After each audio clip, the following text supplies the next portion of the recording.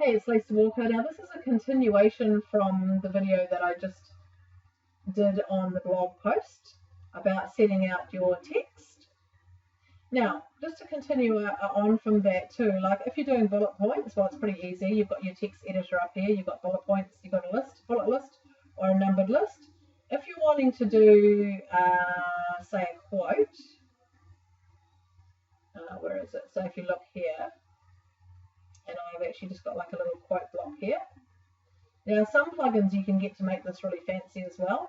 This one's quite basic, but basically all you do is you take a piece of text and say, for example, here, I could just highlight that and then I could just click on these block quote here. And you'll see on the one that I actually did do, here it is here, it's actually just indented it. So you can see that there is actually the block quote. Okay, so that's basically it for, okay, we went over the keywords, right. Now the other thing you can do is, it's always good to have an external link. So I've actually put an external link here to another site, which is actually about positive psychology. So basically you just highlight an area and you click up here to insert link. And you should also have an internal link to one of your other pages as well. I haven't on this blog because this actual post doesn't relate to anything else that's on my blog right now. But I do link this image to my contact page.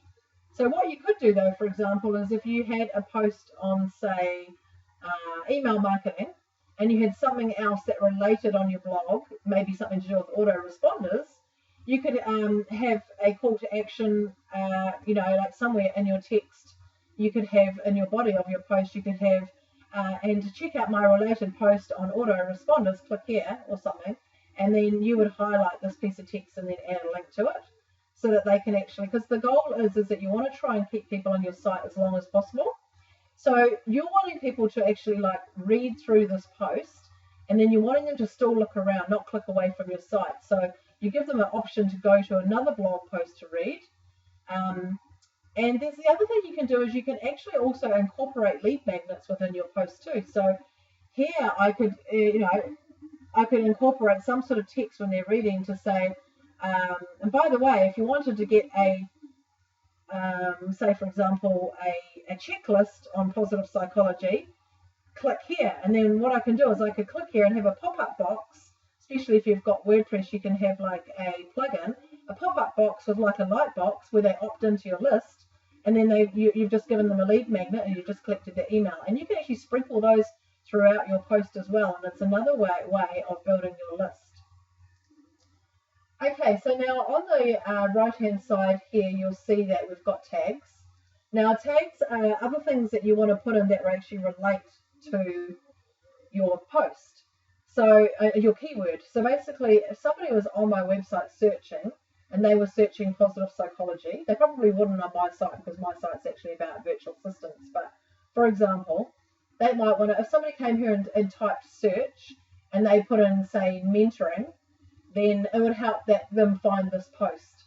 And so say, let's try this out. For example, if I go to search, which I'm already on that post now, so hang on. If I go out of here, and I go to search. So say I just put in mentoring and searched it. Okay, nothing came up, so that was a fail.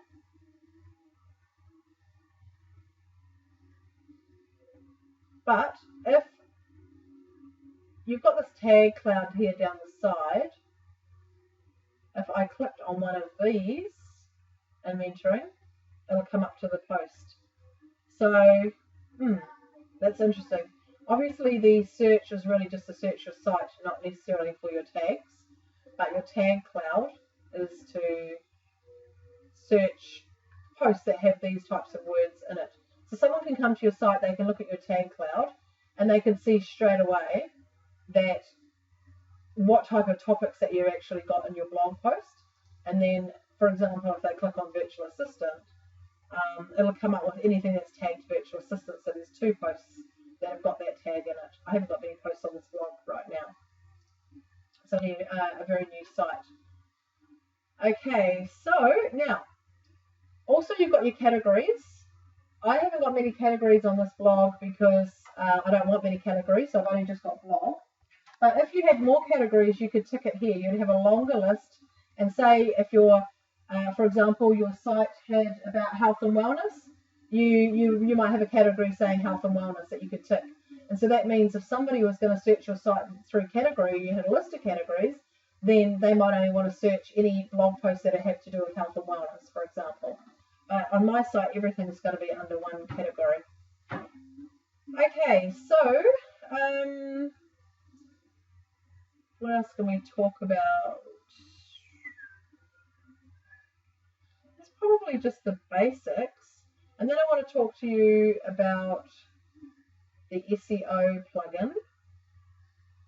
So we'll do that on the next video, so this one's not too long.